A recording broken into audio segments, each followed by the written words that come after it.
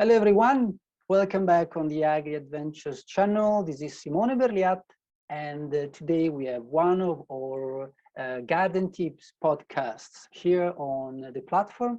So hello everyone, welcome people that's following us on YouTube or the people that's following the podcast on Spotify or our friends from the radio. Today we are as usual in South Australia and we are traveling a little bit and we're going to visit a friend, Kevyna Gardner. Kevyna, thank you for being with us today. Thank you. So for the people that's following, Kevyna is following the Wakefield Community Garden project, which is a reality, it's not a project now. And how long have you been following the project, Kevyna, for? Well, I helped to build the garden in 2019 and it has been in operation since late 2019. Okay, and for the followers, I want to show you because generally I move around Adelaide or South Australia, and it's the first time that I'm moving that far away in South Australia following a community garden project. So I'm going to share a second the position because it's really interesting. So as you see, this is the Wakefield Community Garden that is based in Balaklava, and Balaklava is located almost 1 hour away from Port Wakefield. And here where we are. So that's pretty cool. I really like the idea that we can travel that far and then speak with people so clearly. And that is one of the benefits of the technology correlated with COVID. Speak about COVID anyway. Okay, so Kevyna, would be nice, would be possible for you to introduce a little bit yourself to the audience that's following us and say in some way, why did you end it to follow the project and what you're following over there? Well, the Wakefield Regional Council managed to obtain a grant of $50,000 to build the garden. They got some university students to survey the district to see if there was a need or people were in favour of having a community garden, and the majority vote said yes, there was. Unfortunately, in that survey, they didn't ask people were they prepared to work in a community garden, just if they would like to have one. But nonetheless, the $50,000 grant came through and the council hired a project manager to oversee the construction of the garden. And it was built in a piece of council parklands, which actually happened to be across the road from our garden. And this young girl project managed the construction of the garden. She put in, we helped build the wicking beds. If people want to know what a wicking bed is, I can explain. But we also put in an orchard, a paved eating area, a chook house, and some garden beds that were not wicking, that were just low garden beds. So it was quite a big project, and it was just built with volunteer labour over several months. And then since then it's been run by a committee of some half a dozen people who manage it, and it's a combination of private individual plots which are rented out for $20 a year and community plots which volunteers plant and manage. And the community produce is available. People can just go in and help themselves and leave money on a table. Or the first Saturday of the month, we have a special open day where we have a lot of produce for sale, and people can come in and ask about the garden and talk about gardening, and there's also a working bee at the same time. And that combination seems to have worked very well. The combination of individual and community plots has been very successful. But we still need more people, I think, to work, and a few more people to take up individual plots. Okay, And so roughly, because I have no idea actually, what's the size of Balaklava? How many people are living in the area? The area is about 2,000 people. Oh, okay. So, well, it's numbers that they definitely can be enough to fulfill the garden requirements, but definitely we have to see if the people really want to spend their time in the garden. So that is definitely an interesting information to know. Okay, so you said, and specifically you like what was your story? Like, why did you end to be passionate in gardening? Is just because now you like it, or is something that came before? Why some way the connection with the garden? Okay, well, I was in a former life, first of all, a high school teacher, and then I became a primary school librarian, and then I became a community librarian, and went back to high school teaching, and then I became as a library assistant. And I found myself wondering what to do with myself when I got to retirement age. And a local lady who had a diploma in horticulture came in and asked me if I would like to work with her. And because I had started just fiddling around a bit in my garden and helping the lady across the road with hers. And I said, yes, I would. And I went to work for this other lady, and we started up our own gardening business. It's called Budget Botanics. Mm-hmm. And we did a lot of gardening around the town for people. And I really enjoyed that. I found gardening to be such a wonderful, therapeutic, healthy way of living. I enjoyed gardening in the company of another person who was fun to work with. And then I actually got another job, which was teaching gardening to primary school children. I think people might have heard of the Stephanie Alexander Kitchen Garden program. That's a program that is run in primary schools throughout throughout Australia, really. And that provides for gardens to be set up in primary schools and primary school children to not only learn vegetable gardening, but also how to cook the produce. So I worked for a time at Wasley's primary school doing that, and I got access to a lot of very, very valuable material about growing vegetables, making compost, making worm farms, and that was very helpful. So I'd implemented quite a lot of that knowledge in my own garden here. And because I had that knowledge, I felt that I was in a good position to help people learn about vegetable gardening.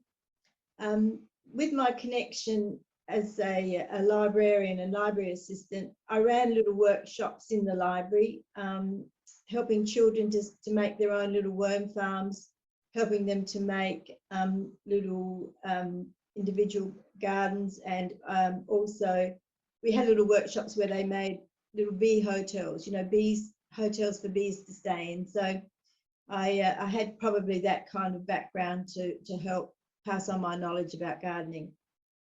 Nice. So to summarize your life, you spend it with the community, or teaching or working with the community at the Balaklava, or you've been moving around? No, I've lived here in Balaklava for 42 years. You're definitely a local. Okay. No, you only get to be called a local if you are born here. Okay. Well, I'm not a local so far. I have arrived from Italy, so. Okay, so one of the motives why I got actually I got somebody advising me to speak with you guys is because I was in a search of more knowledge about local native plants, and they mentioned to me that you established a Takka garden or bush, Takka garden. And because my lack of knowledge, I thought, well, let's speak with somebody that have been dealing with it more, and see what we can bring out for the people that's following as curiosity or knowledge, because I think it's really required, especially nowadays, that we know a bit more about the local plants in Australia, which, surprisingly, they weren't come out yet. So or if they are, they're still a little bit hidden in the corner of many restaurants and many places. So you sent to me a series of photos of your garden, your beautiful garden. And then what do you think if we go through them and you can explain a little bit to people that's following? So we're going to share, obviously, for who's following through the radio, we do what we can. We'll mention to you the name of the plant, and then we'll try to make sure that you can understand the best. Otherwise, go on the Facebook page or go on the YouTube channel. You can see the picture of these plants. They can be really useful because you can recognize also those plants. So I was seeing at the moment is the bush Takka garden. So the broader view, I assume, is that right? Mm. Yep. And so now I will, by the way, it's really nice, really cute. How long did it take to establish this bush Takka garden? Well, it grew, I think, comparatively quickly, probably, within, it is on drippers, as you can see, there are dripper pipes running through it. It probably only took a few months to get going.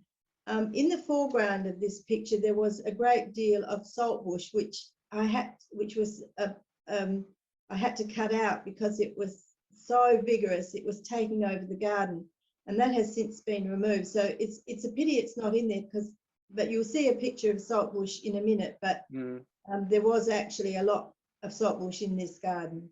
Okay. Yes, for my experiences with different local gardeners, they speak about the vigorously of the saltbush, and obviously it is on his land and definitely grows better over here than other parts. So as you said, this is the saltbush that we were speaking. Yes, well, this is a variety of saltbush that is actually is the one that I'm thinking of putting into our bush Takka garden. This is actually in another location, but I just want to show people this variety because it's not quite as vigorous as the other saltbush one, which you will see in a minute. The other one, which is very vigorous, is called Old Man saltbush, and is very tall and has a big leaf. This one is smaller and compact, and so I'm still really to experiment with just how we could use this one. Okay. So the following that you're speaking about is this one. Yes. Well, this is the one that this is the variety Old Man saltbush that we had growing in our bush Takka garden, and this one is actually taken across the road at the primary school. Now, you can see from this how vigorous it is, and I will tell you that not even sort of 6 months ago, I cut that right back down to the top of the garden bed, and it never gets watered, apart from naturally, and it never gets fertilized, and it's been cut back 3 or 4 times, and each time it has shot up as vigorously as you see it now. It is quite astonishing. Now, this is one of the reasons why we kind of had to cut it right back in our own bush Takka garden, because it could really kind of take over if you let it, sort of thing. What you do with this Old Man saltbush is I cut it off. I simply spread it out on my veranda at home and let it dry out. Then I just pull the leaves off the stalk and I pop them in my coffee grinder, grind it up and make it into a lamb saltbush rub. You can, if you like, take the leaves and dry them in your oven, and I did do that, but I found it just more convenient just to dry them in the sun over a week or so, and then I grind it up. The saltbush rub has been incredibly popular. It sells it all off our store every month. That's nice. That's really nice. And then it's really easy to have. It's not something difficult to grow. And the big advantage of it is it gives you that lovely salty flavor, but it doesn't have all the bad ill effects like increasing blood pressure, etc., that normal salt has. Nice. Okay, what is the next is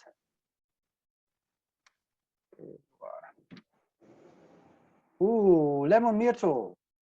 Yes, which is getting famous in many different hospitality establishments for cocktails. Yes, well, we haven't actually harvested the leaves of this very much. It can grow into quite a large shrub that can be cut back, should be cut back every year. This is the central one. The plants on either side is called button grass, which is just a grass from Tasmania, a very hardy, attractive grass. So that's not edible, the grassy one. But the lemon myrtle, I think, is delicious for desserts, or I think can be used in a whole lot of things. I think it's used in even in sort of in skin, I think, skin lotion. Cosmetics. Okay, interesting. And well, this is a thing. This is called a finger lime. It's kind of a small spiky. It's got some quite ferocious spikes on it. This was donated to us, and it's been quite slow growing. It's grown that much in a couple of years. It does produce what is called finger limes, which are limes in the shape of, like in a finger shape. It hasn't produced any yet. We are looking forward to it producing some, which I think it should in a year or two. And we're looking forward to trying that in desserts and drinks. Absolutely. And we are speaking about growth span of 3-5 years before actually be productive. Yes. Which is a common thing for a lot of plants, and vineyards need between 3 to 5 years. Fruit trees, they need that. So it's pretty, and I had the chance to see it again used on desserts and things, and it's pretty nice. Like, the look is really beautiful. Good. Well, we have, okay. This is the Warrigal spinach. This is what we have had a lot of success with. Again, it was so rampant in the garden that we sort of had to cut it back. When people come to the garden, I tell them that this Warrigal spinach is what Captain Cook fed his sailors who were suffering from scurvy when he arrived here back in the 1770 or something. And this is a native spinach. It is very, very versatile. You can grab it by the handful and just eat it as is. It's got a pleasant, slightly salty taste, and you can also cook it. You can use it in a stir fry. If you use large quantities of it, like several handfuls of it, you should actually soak it in boiling water for a minute or so, because it has high incidence of something in it I've forgotten now, but yes, it is very tasty, and it's very, very high in vitamin C, very, very nutritious. Which is really good at this time of the year, I can say, for this time and for the winter coming. Absolutely. I think it's got something called oxalic acid in it that should be sort of leached out if you're going to use it in quantity. Actually, yes, obviously, like aspirin. If you're going to get a lot of it, it's not going to be good. Excuse me. Yes, sorry. Yeah. And we have a little brother over here coming after, which is the native spinach. Is that right? Yeah. That's called bower spinach, or Tetragonia implexicoma. I've got it written down here.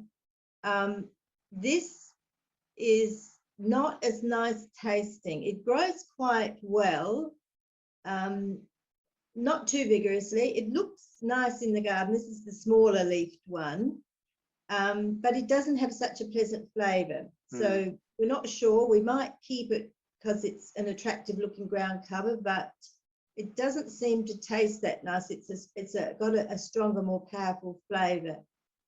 What we could put in its place is some native celery, which has a very strong celery flavour, which we had in. And if you, in the original photograph, you can see our native celery, which is kind of dyed back right at the front of the picture. And also we're going to try and put in some native leeks and see how we go with them.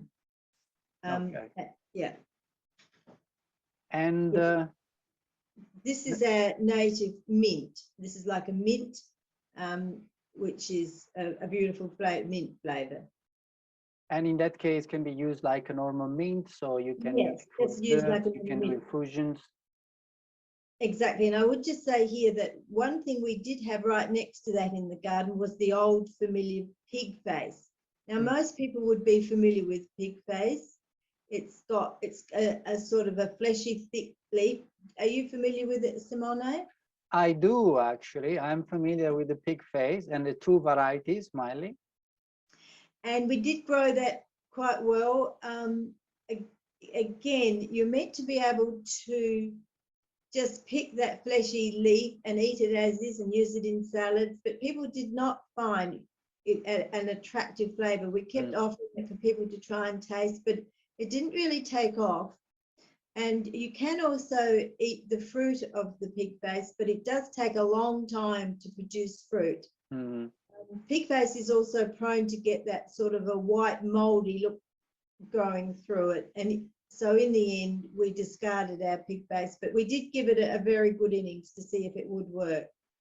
That's nice, because also the pig face, you can see it almost in any beach in South Australia, like they're really spread wherever you want. So you could go and having a picnic and add a little bit of extra flavor, just giving your rinds and put them in. And if you're lucky enough to get the one that they called figs, I think, or native figs, that they are the fruit of the pig face, that they are really sweet. I know somebody had been mentioning that to me. And with that, they also mentioned to me that it's really, really difficult to have them. So really, really interesting. That's right. That's right. And to go on, we have the, oh, okay. So I was wondering what we had over here. And I've seen the sweet appleberry creeper. That's right. So at this stage, we've had two that have grown very successfully over the 2 years. We have also put in two that you can't see in this picture, but are at the fence on the right-hand side.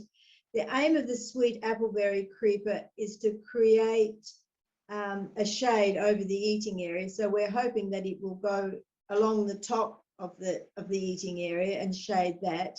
Okay, I saw it. We chose the sweet appleberry because it's something that is vigorous, but not so vigorous that we're always having to be cutting it back. It has grown very well, so we hope in a year or so that it has shaded the area. It has tiny little berries on it that you'll see in the next picture. Oh, we can have a look. Here you are. How beautiful they are. And when they turn pink, a pinky purple colour, then they're ripe and they're apparently very delicious to just pick and eat as is. Yummy. Nice. I did leave out from this, or two things didn't come into these photographs. One is we tried to grow a quandong with boobiala, because quandong is a parasite plant that needs to be planted along with another plant. That did not thrive, so we had to discard that. And the other one was something called munt trees, or their name is Kunzea pomifera. They are a small ground covering, and they have gone very, very well. I do apologise for not putting a photograph of those in, because they have grown very successfully. I'm sorry about that. I should have put one in. Oh, that's fine. And we'll be experimenting with how we can cook that. Absolutely. And also we can repeat the name of the plant. It's called a munt tree, and other name is Kunzea pomifera. Kunzea pomifera. That's fine. It reminds me a bit of Italian. Yeah, indeed. Yes. And yes. So for the people that's following, you hear the name of the plant, and you can go and Google it and see what are the interesting facts of this plant too. Okay, yeah. So I think that the time for this episode is flow by really quick, and then it was really nice to have a chat about the bush Takka. Could you please remind me a little bit the garden, when it is open, hours, all this type of information, and where people could find more info about if they're interested in participating? Yes, well, it is open all the time. It's not locked. People can go in anytime. They can go and sit there or walk around. They can help themselves to produce from beds that have the community label on the bed.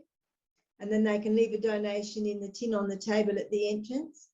But the first Saturday of every month is when there's a special stall there, and produce is brought from all over, as well as the garden to be sold.